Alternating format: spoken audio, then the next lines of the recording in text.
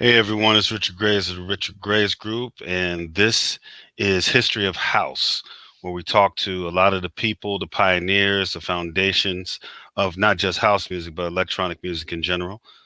Today we have a very special guest, someone that I've been waiting to talk to for a while, an incredible talent, incredible vocalist, incredible lyricist, Mr. Byron Stingily. You guys know him from obviously from Tin City and his solo work that he's done. His career has been vast. His catalog is large. He continues to make incredible music. Recently, I think he's collabed with Marshall Jefferson on some new stuff, available on TrackSource. So go look it up on TrackSource and buy it. But I could keep going. I'm trying not to geek out too much. So I'm going to be calm. And I'm going to bring on Mr. Stingley, and we're going to talk about not just his career in Chicago and house music, but everything he's been doing since then. All right. Hey, Mr. what's up? What's going on, kid? Hey, Mr. Stingley, good to see you, man. I'm good. Thank you for coming on the show. There's a lot of people that have been looking forward to hearing from you.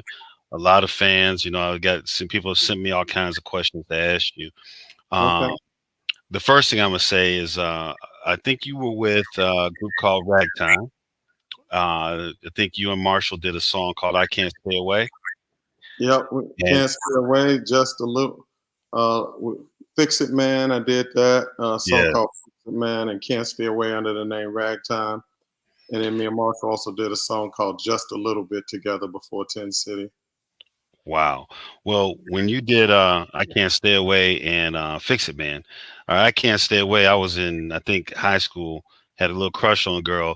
So I kind of used her lyrics to try to impress her, you know. It worked though.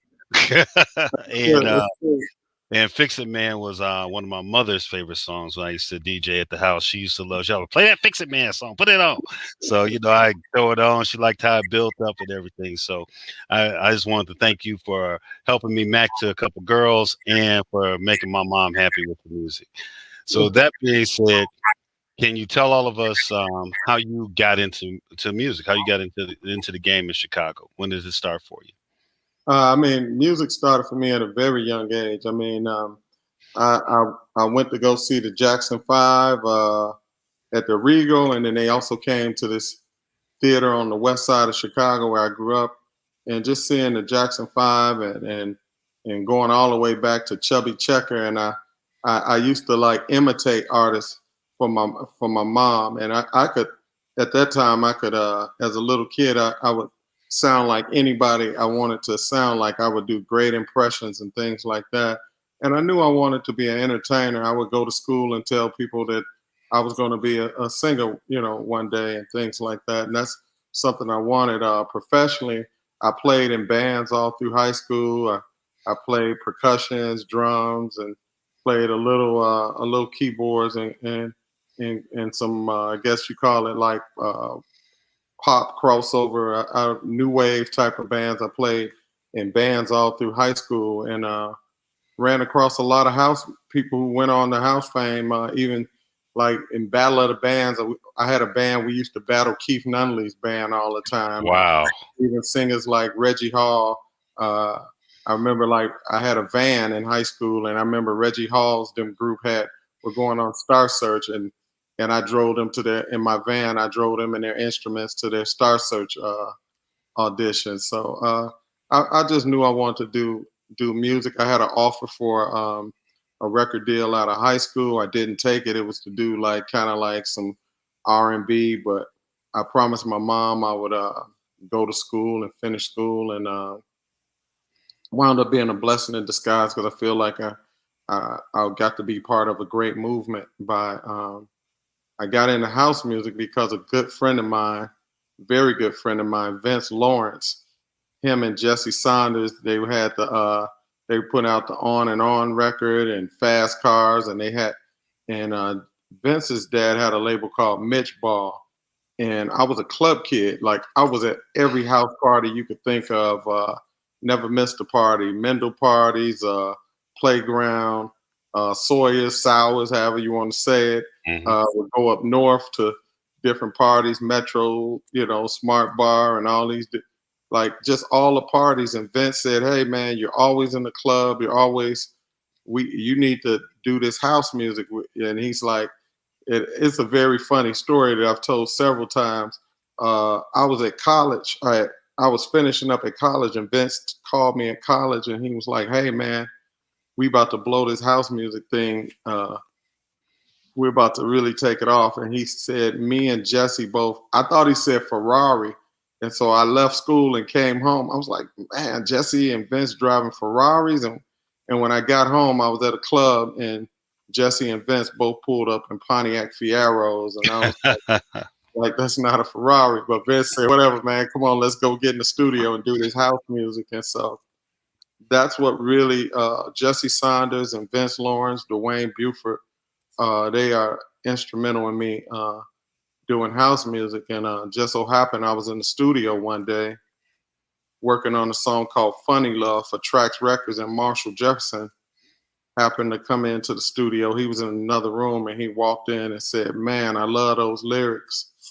And he said, asked me, he said, "Did you write those lyrics and the melody?" I said, "Yeah." He said, "I love the lyrics and melody, but he didn't like the music."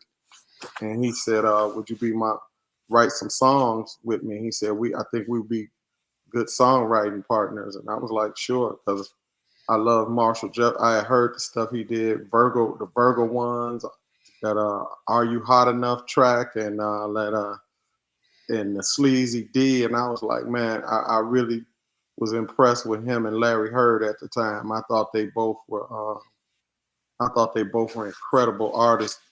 Larry Heard, Marshall Jefferson, Steve Hurley, and Jamie Principle. I thought Jamie Principle was going to be the black David Bowie. I just thought he was incredible as an artist. Amazing. Now, I just want to take this time to point this out. Mr. Stingily, a legend himself, has mentioned some of the foundational legends of Chicago house music: Jesse Saunders, Vince Lawrence, Marshall Jefferson, Larry Heard, Steve Hurley. These people were instrumental to the music, incredible talents. I have so many of their records and so much of their music. And there's stuff I found out that Marshall produced. I didn't know he produced later. Like I didn't know he produced Kim Mazel and Taste My Love. And there's just so much stuff Also, that actually, Ghost wrote a lot of, like a lot. I ain't gonna say anything, but a lot of people who had one hit, and you're like, oh, they were great. That was actually Marshall doing it and wow. hooking his friends up, and oh man, go ahead, put your name on it. Marshall uh, lended his talent to a lot of people, and I'm not without, and even like a lot of people don't know, when a lot of people were doing their first house records, I was sitting in the studio with them. I ain't gonna say names, and I had to show them how to do different things in the studio, how to actually make a record, and Marshall was sort of the same way, you know. You had a lot of people like that though, like behind the scenes, like Danny, uh, Sweet Sweet Sweet D. D. Yeah, he was helping a lot of people do records. People like Peter Black was Oh, helping yeah. people do records, things like that. A lot of people, even Liddell Townsend was around at the time, behind the scenes doing different things with different people. That's Yeah. amazing, man. I've talked to Vince Lawrence a couple times. In fact, I'm gonna reach out to him and try to get him on the show, because he just has a wealth of knowledge of all the stuff that happened. Again, at the time I was a kid, I was playing and buying the records, but as far as everything that was going on behind the scenes and who was doing what, it's just fascinating when I hear these things, and I'm putting these faces to mine. You know, all of you guys deserve damn Grammys as far as I'm concerned for your contributions to house music, because these contributions to house music actually changed the face of dance music across the world to this day. The formats and formulas that we created in Chicago are the standard for how dance music is done. I don't care if it's EDM or house or whatever subgenre of house, or if it's just dance remixes of R&B or hip hop tracks. It really comes down to how we built things in Chicago. Like I said, with Larry Heard and Marshall and Vince, and it's just there was so much that came from here. And I think people really sometimes don't understand how much we did here in Chicago, how much you guys did to really create dance music as we see it today. Well, I appreciate that, and that's one thing that Vince, we might have had a miscommunication on the Ferrari Fiero thing, but one thing Vince told me was he was saying either you can go ahead and do new wave and do uh, R&B at the time. He said, or you can come do this music, this club music that you love, house music. And he said, and we could be a part of a movement. We could be the pioneers that help change the world. We could create our own movement. And for that, he was right. It's like people when they think of Chicago, they you go around, people say it used to be Al Capone, then it was Chicago Bulls, but Hmm. house music is uh, is known for the genre coming out of Chicago, just like New York. Uh, People say think of New York and think of hip hop. You think of the Minneapolis sound and think of Prince. People when they think of Chicago think of house music now, and I'm glad to be considered one of the pioneers of house music. Well, you definitely are. And like I said, you brought up some names like Keith Nunnally and Jamie Principle, and along with people like Liz Torres and Daryl Pandy and Oh yeah, Kevin Irving, your guys' voices yeah. were the voice of house music. I mean, you guys indistinctable. When I was in California, when you guys were dropping records, when I was in the military, I'd be like, "Oh my God, that's." I said, "That's Byron Stingily," and people like, this guy? I said, "I haven't met him yet, but I know his music. These guys are incredible," and I was so proud of you guys as well because, like I said, I left Chicago, and and things were changing in Chicago, but you guys had hits coming out.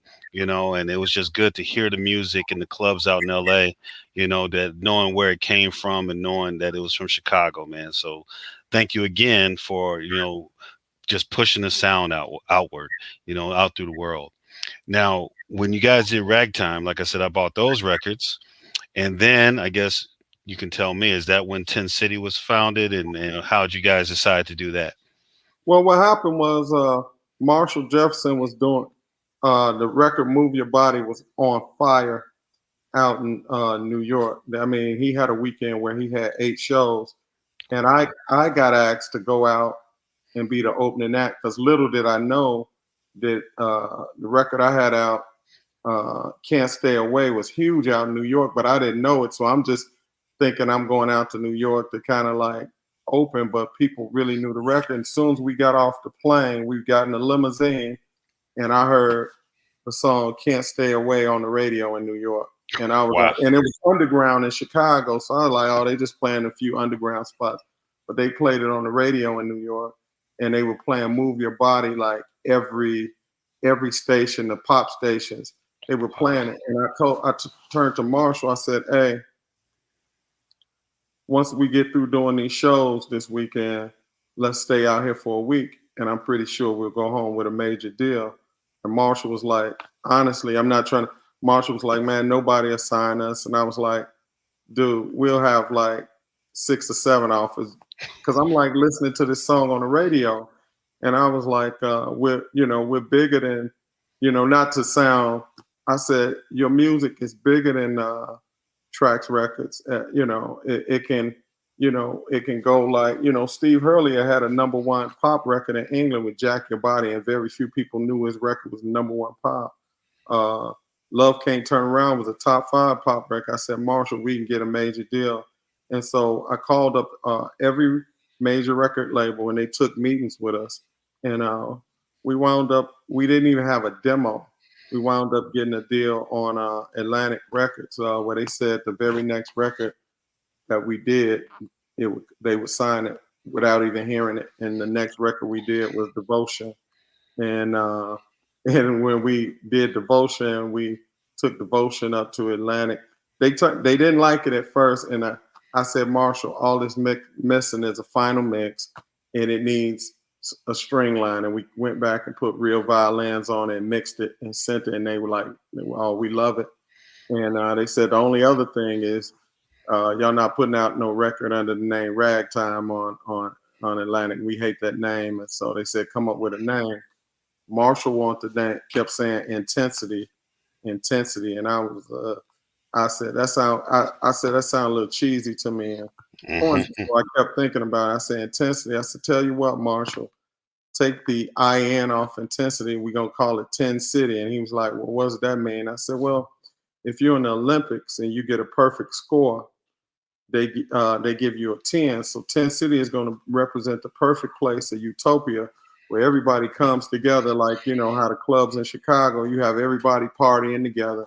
It's a melting pot of utopia that brings people together. And 10 City is going to be like this sort of mythical place that represents, that encompasses everything the house music is all about. And he said he liked that, and so we went with the name 10 City, and we included and I guess it was we included the guys Byron Burke and Herb Lawson because I don't know, at that time you had artists who were bigger than life like Michael Jackson, Madonna, Prince, and I'm very actually I'm a very lively person when I'm around my friends and things like that, but I'm actually I guess a quote unquote a thinker and an introvert, and I didn't see myself being a bigger than life artist, so I said I would rather do a group, and I think a group would be bigger. And then plus I was at that time I wasn't comfortable in my own skin. I had a high falsetto voice. I'm built like at the time I would say I'm built like a linebacker. I'm like 6'3", 240 with this high falsetto voice, and I was like, I don't know. I just think a group concept would be much more interesting than just me. And then as we went on, I got more and more comfortable as an artist. So, um, and then I just that's a whole nother story. But that's how 10 City came about. Wow. That's fascinating. And now I know back then everybody, you're right. Marshall was bigger than Trax Records or any of the labels in Chicago.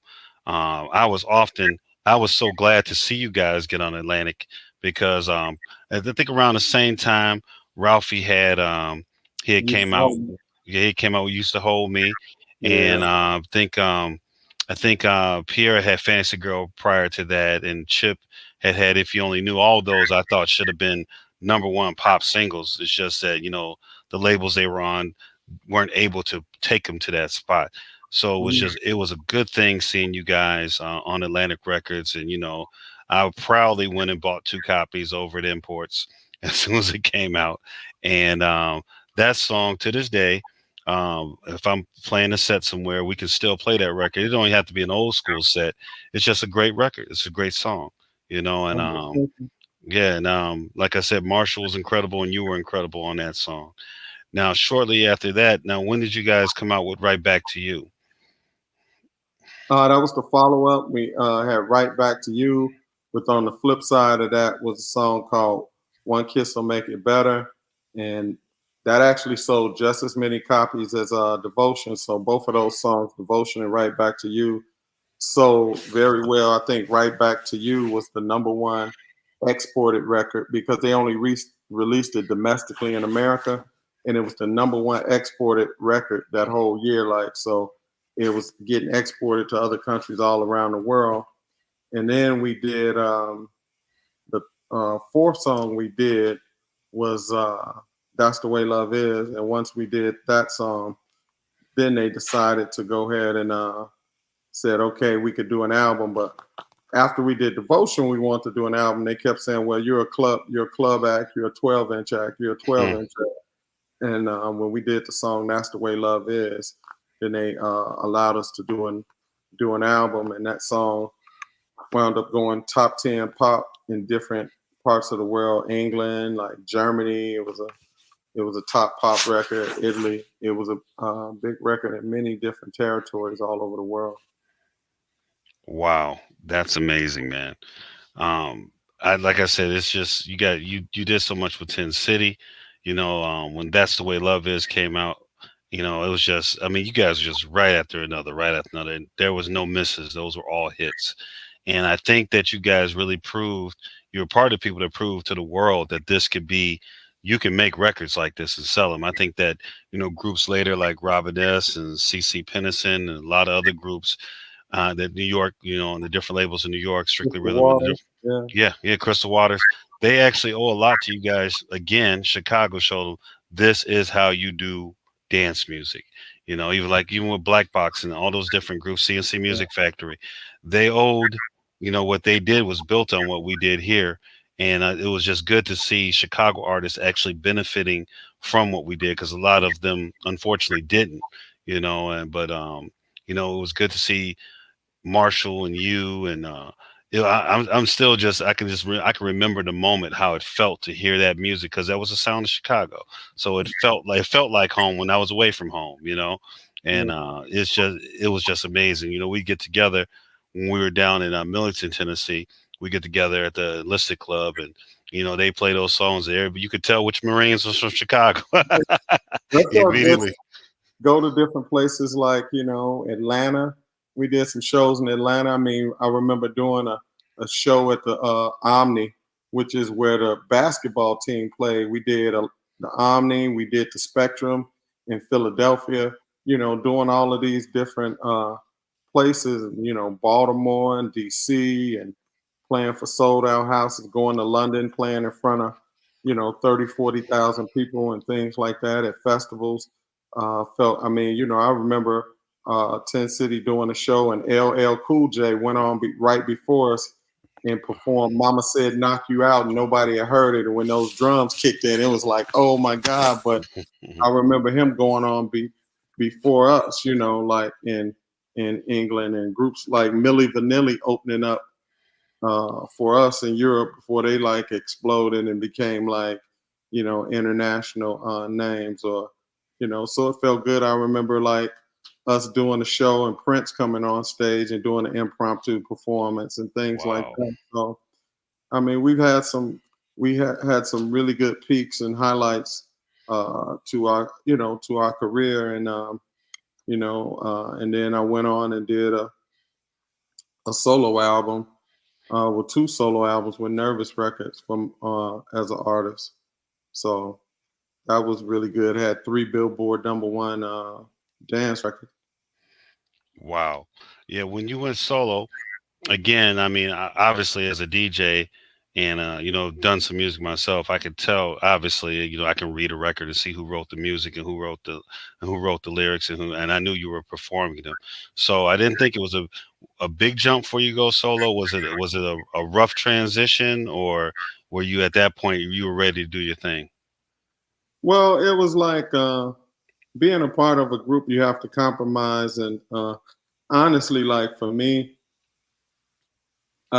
just trying to like when you have a vision for something and you know what it is that you feel like you should be doing, and then you have to compromise your vision, and then you wind up like doing things like, hey, we're gonna wear this and that on stage, and somebody else just, no, I think we should wear green. It's like it becomes like sometimes even within a group, it becomes like I want to say sometimes like can become a power struggle sometimes, or just the differences of opinion. And sometimes you just go like, you know what? It would just be easier for me to follow whatever vision or whatever. And I listen to other people's ideas, but sometimes you just know, and and then sometimes somebody is just wants to win an argument just for the sake of they just want to win it, and it like Mhm. sometimes doesn't make sense.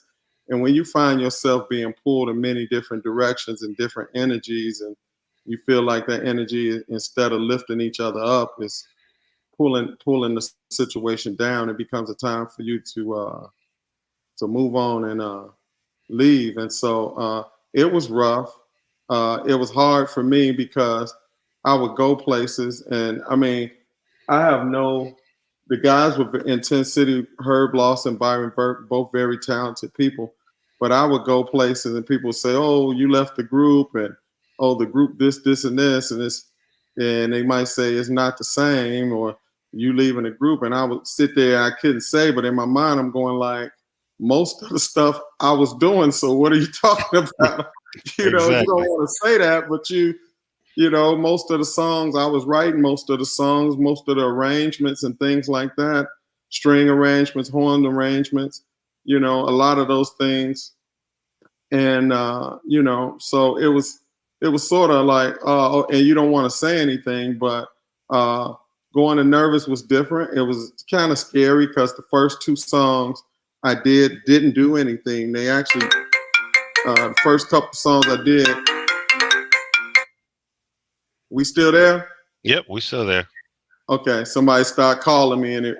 Okay, so the first two songs I did a song with MK called "Love You the Right Way." I did another song with David Morales called "Don't Fall in Love." Those two songs didn't really kind of miss the mark. People didn't really gravitate to them. And I was glad that I went with Nervous Records because the one thing Michael Weiss at Nervous told me, he said, you took a chance on coming here to Nervous because I had offers from other major labels, but I wanted to go with an independent at the time that sort of I felt like understood house music because when we were on Atlantic, we were competing with rock acts for promotion. You had groups like In Vogue. You had groups like Troop. Hmm. You had groups like Levert, Gerald Levert, and the System, and really great groups. But we had to compete with them for marketing money, for promotion. Like, you know, they would tell us like, hey, we work in this group and this group at radio, and like a lot of times, even in Chicago, I would take our records up to the different stations ourselves. We take it up there and be like, hey, because they gonna push like their priority acts. And so I want to go with a major that where I could be the priority, where they understood the music. And so I said I'm going with Nervous, and I'm basically brokered a deal where I was a partner where I shared in the revenue for licensing and all of that different things. And it was a very fair deal. And Michael Weiss was like, hey, you took a chance on coming here to Nervous. So I'm gonna stick behind you until we're gonna get a hit record. Don't even worry about it. And we're gonna keep putting it out till we get one. And he basically somebody brought him the track to get up everybody, and he told them, hey, we got to put Byron Stingily lyrics and voice on here. And they put me on it, and the song wound up being like I think number 13 pop in Europe, and it would have been a top five pop record, but somebody bootlegged it before the week before it officially came out. But Wow. and then we had Mighty Real, which was again a top 15 pop record, and I had a good string of pop records on Nervous Record. We had three Billboard number one records, and got to work with many. I got to work with Dave Morales, Frankie Knuckles, Merck, Basement Boys, Mike Dunn, Maurice Joshua, just Danny Tenaglia, Peter Rohofer. Got to work with like a who's who of dance Wow. music, on this album, on the albums with Nervous, and so that was a really fun experience to see how other people work, how they came up with ideas, how I collaborate with other people, and it's really fun. I got to work with great artists. Like I've got a chance to write for people like Evelyn King, Evelyn Champagne King. Got to produce. Mm. I got a chance to produce her. People don't know. Like I wrote songs for like Mesa Leak. I had her first single. Got to sing backgrounds for people like Mariah Carey, uh, Beyonce.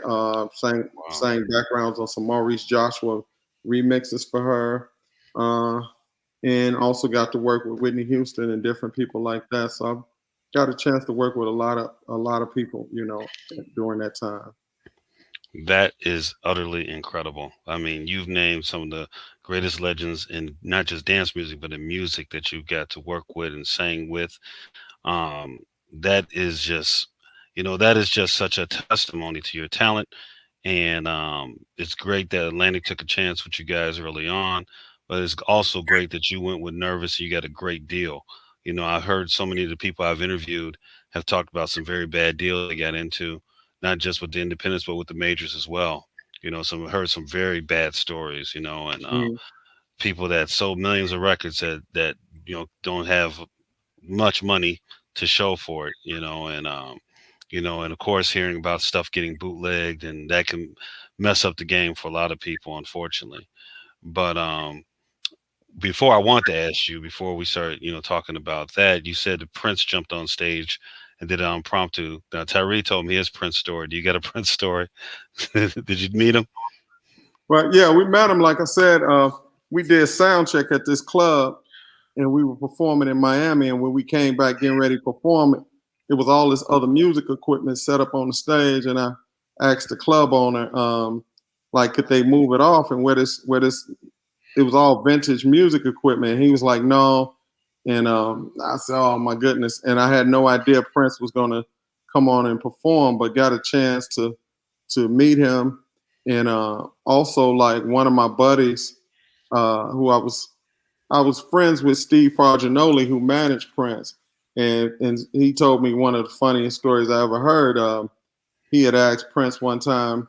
Well, Prince had asked him one time. He was performing at Shea Stadium in New York. He asked him, could he shut down the runway?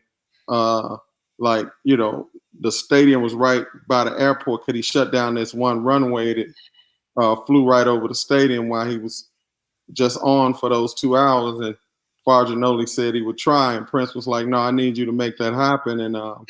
Wow. And so he called like the FAA or whatever to see if they would shut the runway down, and they got through laughing at him real hard. And he was telling me that when Prince was on stage, a plane like zoom, like flies like right overhead, right in the middle of Prince's guitar solo, and Prince turned to the side of the stage and was just going.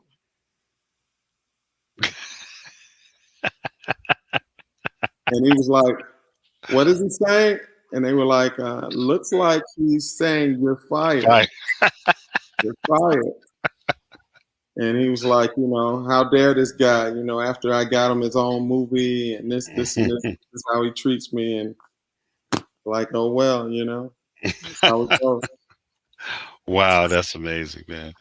Um, Now I know that you and Marshall are did some music. I downloaded some stuff from Track Source, and I encourage anybody, all my DJ friends, go and download the music. It's a great song. I'm planning on doing a mix this weekend coming up, and I'm going to use that within my mix.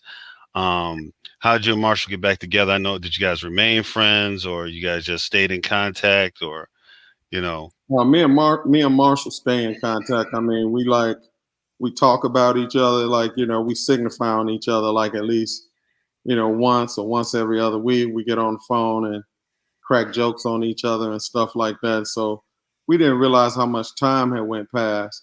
And what really was a catalyst to it, the guy who basically like kind of was the bridge to me and Marshall was Sleazy D. And Sleazy D passed away like about a year and a half ago, 2 years ago. Sleazy D passed away, and we realized, like, wow, we're getting older. We always kept saying we were going to do another album, and time is of the essence. And so we said we are going to do a 10 City album. And to show you how life works, I called around to a lot of dance labels, major dance labels around the world, and was like, hey, we like to do a anniversary 10 City album. And they were all up for it, but they were like, okay, you can do a 10 City album, but so and so and so and so's gonna have to produce it, Hmm. and this person's gonna have to produce it. Every label was like, okay, yeah, this person will have to work on it. And I said, you're missing the whole point. It's a 10 City album. 10 City album is about the songs, and I mean, not. I mean, I said you can have whoever you want to remix it, but I was like, me and Marshall are going to craft these songs. It's about the songs and the arrangements, and it needs to be an authentic 10 City album. And every label would tell me, basically the same thing. And so I said, you know what? We're gonna finance it and do it ourselves. And it's funny because the minute I just said, you know what, I ain't gonna worry about it. We're gonna go ahead and just do it. It's all these different sites. We could put it up. We'll just put it up ourselves. And like the very like about within the 2 days after me saying that, I get a call from Patrick Moxley, the owner of Ultra Records, and he says, "Hey, would you be interested in doing a 10 City project?" And I was like, I don't know. What are you talking about? And he said, I want you to do a 10 City project. He said, the only thing is, I want, he said, "Did you get along with Marshall Jefferson?" And I was like, "Yeah, I don't know. Sometimes, you know." And he was like, "The only so that's the only catch." He said, "I got two catches.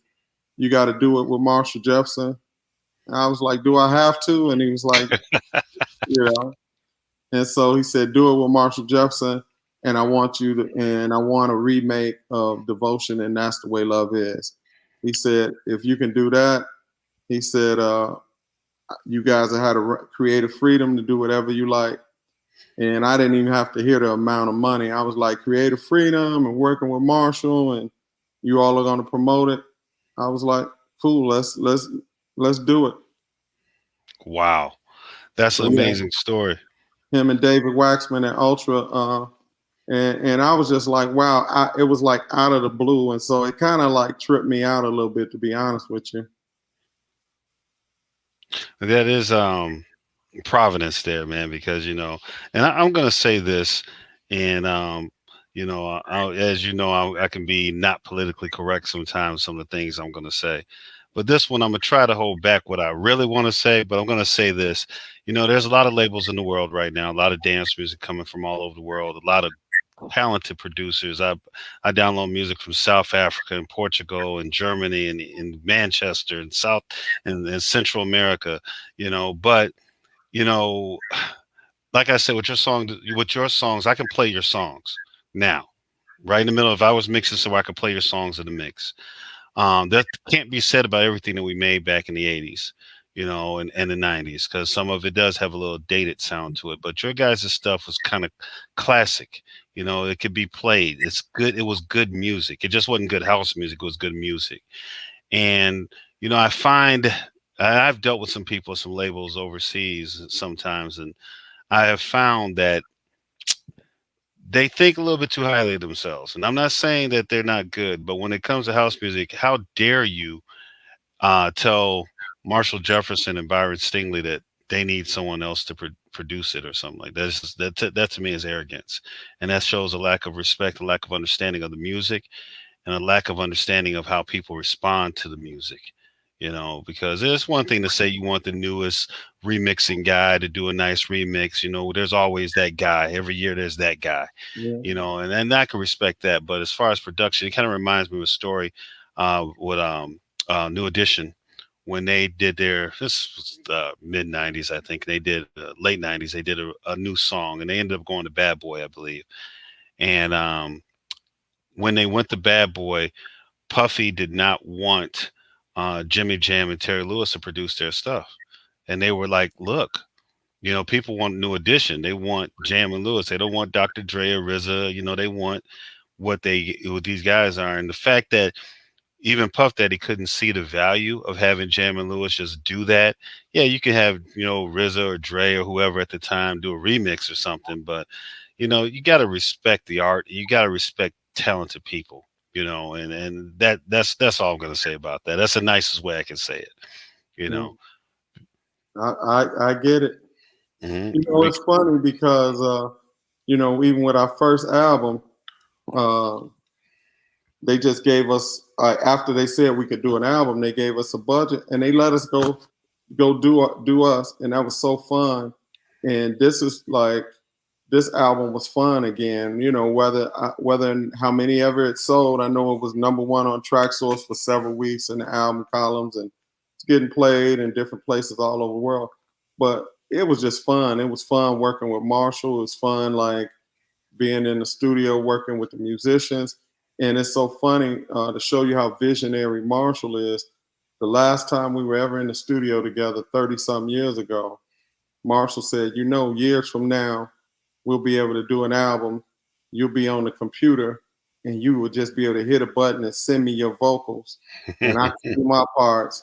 And so this time we did an album. The horn section was in Virginia. The guitar player was one place. The guy who does backgrounds with me was in LA. Uh, you know, we had some guys in England who were doing different overdubs and stuff. It was basically like everybody, we were sending files back and forth, and it was just a different way of doing an album. And it also made me feel freer because I cut my vocals and I sent it to people I wasn't like. Me and Marshall would get into arguments sometime in the studio because I'll be singing and he said, "Go back and I need you to pronounce the T in that word." And I'll be like, "Man," and I'm serious. I'll be like, "Man, if you don't get the heck out of here, man, pronounce the T in that." Right, man, like if I pronounce that T or not, if I pronounce the T harder, that ain't gonna make no difference if we sell more records. And we would get in arguments, be taking up studio time over stuff like that. So Wow. That again, that's amazing. It's often amazing. All the people I talk to, that made music that bring up Vince and Marshall and, Larry Heard and those guys. It's just, but like I said, I had no idea how much Marshall and Vince and Jesse and them, how much music they actually were part of. And like you said, even like with Peter Black and Sweet D, how much they actually were part of and foundational with the music of Chicago. I know that, I'm sure you've seen the arguments on Facebook and Twitter, who started house music, who was the first guy, and what was the first record, and people going back and forth. But and no disrespect to Frankie Knuckles, because I know everything that he did and for Chicago and the music that he did and spinning at the warehouse, and no disrespect to him. He is the godfather of house music. You gotta be careful when you say it. Frankie's like Beyonce. You say the wrong thing and you get shut down. So let me be frank, But when I look at Jesse and Marshall and Vince and all the music that they did and the stuff that they did and just showing Chicago people how to make records, even. We weren't making records until they started making records, and they gave opportunities to people like Farley and Mickey Oliver to remix songs and stuff. And when they were just radio DJs, and which encouraged them to make music, which encouraged us to make music. So I have to say that as far as what was as far as godfathers of house music in Chicago, I would have to put Marshall and Vince and them and Jesse and them up there as godfathers of the music. And I put up, absolutely. and I put up Farley up there too, and Steve Hurley. But Don't forget Chippy. oh, and of course Chippy. Let me be clear. Chip foundational in house music. Branded house music in my opinion with its house. As far to the rest of the world that wasn't in Chicago. You know, um, so there are just so many people that were involved in that. But these guys in Chicago in the early and mid '80s, man, they changed the world of dance music. They literally changed the world. And it's just a pleasure to know some of these guys and to have talked to some of them, and hopefully we get some of them on to tell their story as well. Because like I said, a lot of people don't know it, and one of the reasons I did this is because I had people tell me the house music came from New York, or and I'm like, what? I'm like, no, it did nothing against what Larry Levan and stuff they did in New York. But I had to tell them the story. They don't know the story of how this actually got built in Chicago, and all the people that were involved in really pushing the brand of Chicago music, man. So, That's cool. but thank you, of course, for telling your story. Telling how you came into house music, how you came into music in general. Because when you did Sylvester's record, Mighty Real, you know, um, again, very few people could get away with that. That just They actually were going. The record label. This is no lie.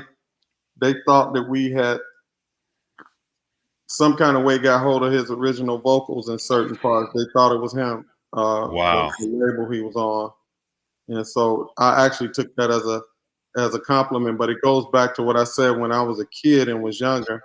I used to could I could sound just like Michael Jackson, Eddie Kendricks, Earth, Wind and uh, I could sound like Philip Bailey and Maurice wow. White, Earth, Wind and Fire records, and so it was it was good, and so I'm glad the house music gave me a chance to kind of find my own voice and things like that, and it's just been great.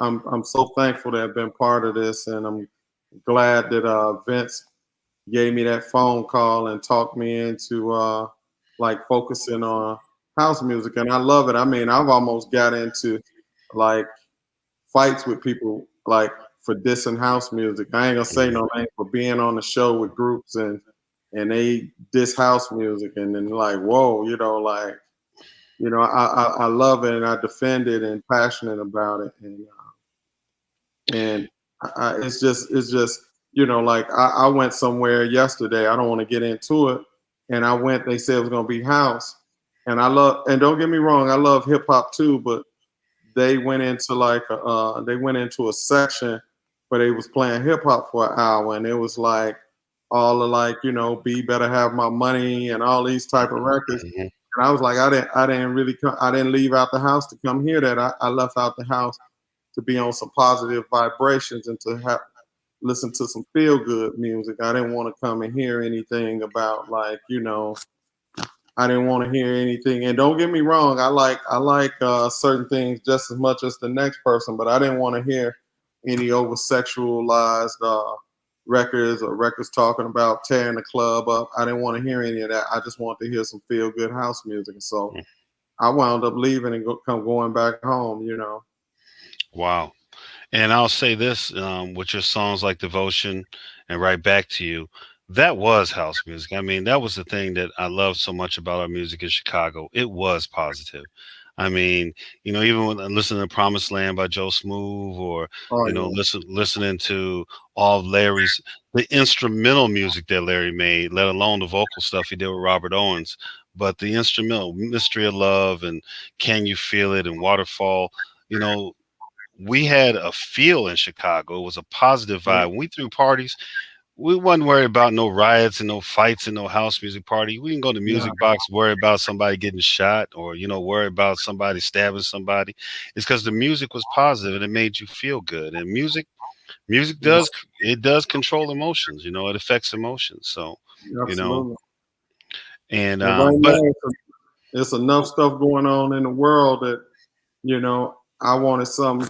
I got have had a lot of things going on. Like even I was supposed to come on the show last week, and I had some family stuff happen, and I just want to hear some house music that was gonna make me get my mind in a positive on a positive vibration. And so, and house music does that. I will tell one last story. I took my cousin. Uh, he lives in Mississippi and he sings. And I took him one time to New York with me, and we went by some house clubs, and they played like some of my songs, and he saw people on the dance floor like start crying and like lifting their hands up, and he said wow. He said it's almost like church to these people when they hear those songs. It's like mhm. is they coming for they positive message to get retuned for the week. And I was like, yeah. He said, wow, that's something. I saw a guy come up to the front of the stage like on like a cane to one of my shows like a couple years ago, and Devotion came on, and dude dropped his cane, and for a minute he was like two stepping, and then when the song went off, he linked over slow, got his cane up, and like walked away slow. And I said, I'll be doggone. We did some music that made people that did that for somebody. For that split moment, he forgot about whatever else was going on, whatever was ailing him. It was gone for that split moment. I said, wow, we did some together. We've done some great things. The house community. I agree with you. When I look at people, even in the reunion parties that we have, and it's just a spiritual thing. It really is. It's a positive spiritual vibe. When I know Lil Lewis made a song called "Music Takes You Away," and when you listen to music, the words are That's saying, me. That's me on there. "That's you." I Go back should and do listen. that. I should. Go back and listen to it. Well, I love that song. I still play It's that song. me and his brother CB, but that's me on there. Wow. Now, to see, I didn't know that. Little That's one Lewis of was my little Lewis lived at the end of the block, and I had no idea. when he went in the studio to do his first, he was going. He had studio time booked. He came to my house, and he was like, "Can I borrow your drum machine?" And then he's like, "Can I borrow the keyboard?" And I basically gave him a whole setup. Then he came back and was like, "Hey, well, what you doing today? You feel like going to the studio with me?" And I wound up going to the studio with him. when he did it was that and frequencies out of control, and Hmm. that's my voice. That's your voice on frequency too? Yep. Oh my God. And I did programming on those. Anyhow, I'll leave that alone. Wow. I'm sorry that see you done blew my mind. These are songs that I like love that I continue to play, because of how they feel. And frequency, I'm not gonna do it, but I'm just saying that or music takes you away. That was I was in college when that came out. I always say it's my Yeah, senior year of high school. And I would play that song because to me it felt like Chicago. It felt like house music. I mean, to me, it just encapsulated that moment, and it just really felt like this is house music. This is what it does. Do you want to get away? Just let the music play, and that is house music. yeah, Larry and them did a song called "Music Take You Up." Him and Robert, and yeah. again, those type of songs. The That's what it was path. all about. Oh, a path. Oh my God. Yeah, It's just, man, like I said, I'll find out something different every time I talk to you guys because I had no idea you did the vocals for those. And those are songs that are just classics. And like I said, a lot of the stuff you guys did is just, it's still, like I said, it wasn't good just for that moment. It was good music. I could just throw it on and play it in one of the mixes, and and people will respond to it the same way they did back then. yeah. So wow. Well, I'm going to say thank you for all of us West Suburban DJs and all the Chicago DJs for everything that you guys did and the music you allowed for us, that you guys made for us to play. That, we created a soundtrack for people's lives back then. For, people always say, I remember what I was doing when I heard Devotion. I was in college. I was in high school. I was dating this person or that person, Yeah, and it's just, again, it's a testimony to how that music connects with people on a spiritual level, man. And I did want to mention that when you did, it's about 4 years ago, I think there was Hot Mix 5 reunion at McCormick Place, and I went yeah, with Benji Espinoza. He invited us down, and I went, and I was bouncing between Farley's room, Mickey's room, and Ralphie's room because they was all throwing down. And then I come to Farley's room, and then you're singing Make Mighty Real, and the crowd is losing their mind. And I got a little clip of it. I videotaped some of it, but I was like, again, it's one thing to hear it on the record, because people can say, well, you did the record, you can kind of concentrate on doing it a certain way, but you did it live. It sounded better than the record. It's like when I hear Ronald Isley, yeah. when I would go to Isley Brother concert, it sounded better than the record. Anita Baker Oh, sounded better than the record, and you sounded better than the record. Every time I've heard you sing live, it's always better than the record. It's utterly amazing, you know. well, I'm glad you got a good performance, but I appreciate that. Thank you. All right. Well, I'm not going to keep you any longer, Mr. Stingley. I thank you for coming on. Again, I'm sorry to hear about the loss in your family. But thank you for coming on and sharing your history and part of the history of Chicago music. I am going to reach out to Marshall and Vince and all of them and see if they want to come on and sit down and talk. Like I said, I've talked to Vince a few times on the phone, and he has so many stories. I couldn't keep up writing down what he was saying. There was just so much that he knew and so much that he was a part of, and he gave me a better understanding of things, because I had one opinion, and then when I would talk to him, he kind of broadened my understanding, and he was always gentle about it, because I'd be like, oh, this is what happened. He'd be like, call me up, call me up, call me up. I call him and he'd tell me what actually happened, and I'd be like, oh wow, I didn't know all of that, so Yeah. I appreciate that with him. So thanks again. I won't keep you. All right. Um, I'm looking forward to hearing more of your music. And like I said, I just downloaded the album. I didn't even listen to all the songs yet. Because like I said, Marshall and you guys are just, if I see Marshall's name on something, I'm normally just going to download it, pay for it, and be done with it. I'll get to it when I start mixing. And that's when you're dealing with incredible talent, when you just, oh, that's them. Let me download it. I'll see what it sounds like. I might hear a little clip of it, but I'm going to download it because that's just how good you guys are, you All know. right. Thank you. All right. All right. So, everyone, to say thanks again, and thanks for tuning in to History House. Please like and subscribe our channel. We got more to come, and talk with you soon, Mr. Stingley. Thanks again for coming on, Thank you and for having me. all right, and everybody take it light.